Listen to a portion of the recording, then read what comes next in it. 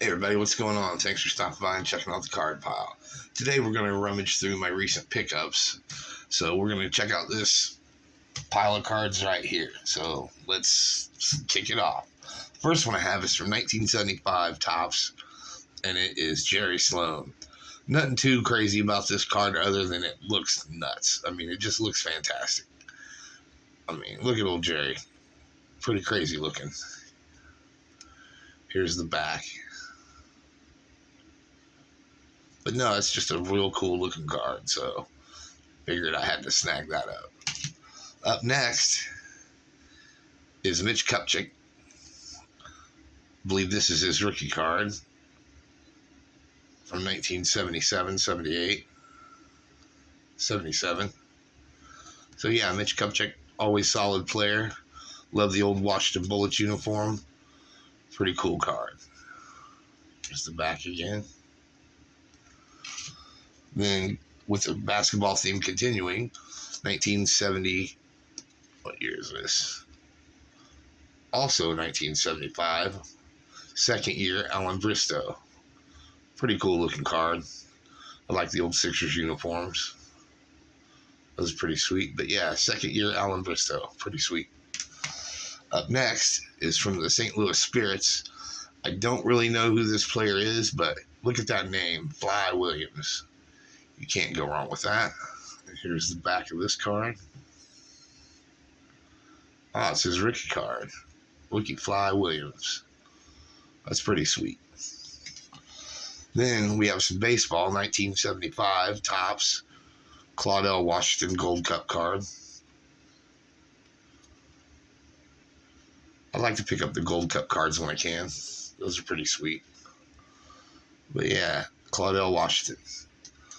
Then we have 89 Fleer, Gary Sheffield rookie.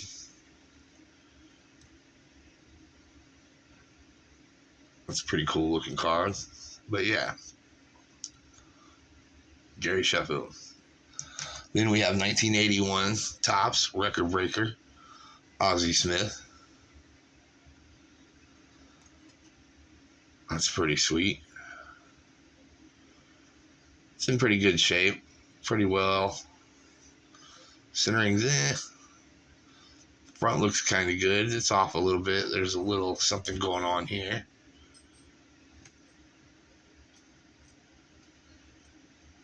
But other than that, it's 1981 Topps Ozzie Smith. Can't go wrong there.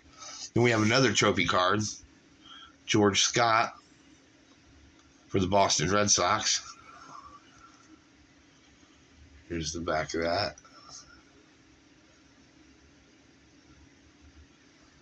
(1967). That's pretty nice. And then we have another 1967 J. Johnstone rookie card. You might remember him from the Cubs, and he's on another famous baseball card where he's wearing a Budweiser umbrella hat. But yeah, I always liked J. Johnstone. Always played hard, and he was a former Cubby, so gotta love them Cubbies. So yeah, J. Johnstone rookie card. That's pretty sweet. Here's the back one more time. Then we have 1981 Topps Batting Leaders. This is just a great card. Two of my favorite players. My favorite player of all time, Bill Buckner, along with George Brett, one of the best third basemen to ever play the game. They were both the batting leaders in 1980. So 81 Topps did a combo card for them. Here's the back. 324 average for Buckner, 390 for George Brett. He was so hard trying to get to that 400 mark. But yeah, that's just a nice looking card right there. Then we have a manager card of Earl the Pearl Weaver. Shows him as a player and then as the manager. Here's the back. Pretty good condition. Always liked Earl Weaver. Liked when he was raising hell with the umpires. Then we have 1980 Future Stars Padres. Tim Flannery, Brian Greer, and Jim Wilhelm. Didn't like the Padres too much. They beat the Cubs a lot, especially in '84, and broke my heart. But Tim Flannery was a solid player. He's the only one I really remember. And so I picked that up because even though I didn't like the Padres, I liked him. I sure wasn't going to get no Steve Garvey card. So yeah, there's that. And then another 1980 Topps Future Stars with the Mets. Dan Norman, Jesse Orosco, and Mike Scott. I've already covered this card in another video about Jesse Orosco having the most games pitched by a pitcher that I don't think will ever be broken. Mike Scott had a pretty good career. And Dan Norman was involved in the Tom Seaver trade from the Reds to the Mets. So yeah, Jesse Orosco, Mike Scott rookie card. Had to pick one up that wasn't graded. Then Hall of Famer, catcher, Tim McCarver. A lot of people give Tim a hard time for his baseball commentary, but I don't think he's too bad. Of course he's going to tell the old time stories because that's what us old timers do. Here's the back. I mean, he played a long time. So yeah, he deserved it. And I think he was Bob Gibson's personal favorite catcher. And you know, if Bob Gibson wants you behind the plate, then that means you got to be good. There he is again.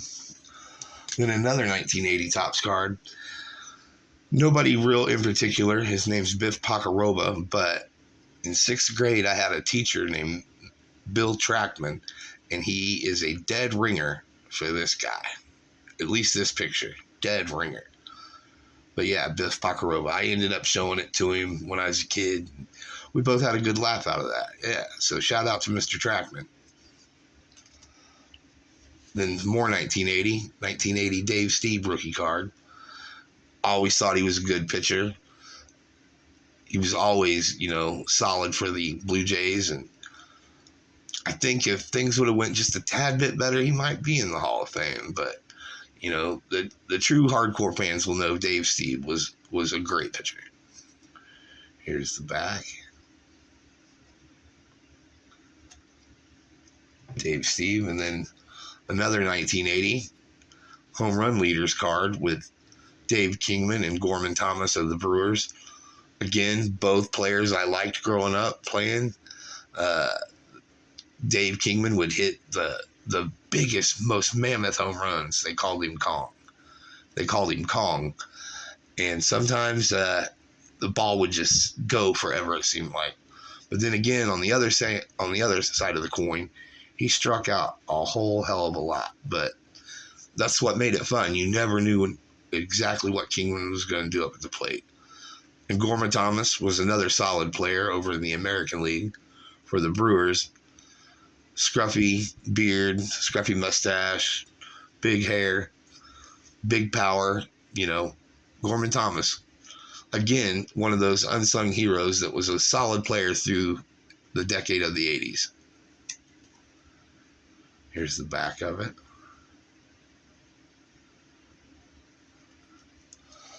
And then another 1980 Topps card, 1979 strikeout leaders with two of the best, former teammates J.R. Richard and the great Nolan Ryan. If not for the stroke that J.R. Richard had, I think he would have had a Hall of Fame career.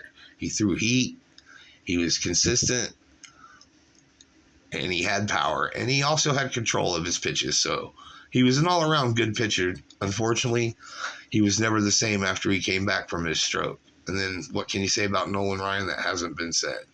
This is just a great-looking card. Here's the back. Little off-center, but still, the corners are sharp.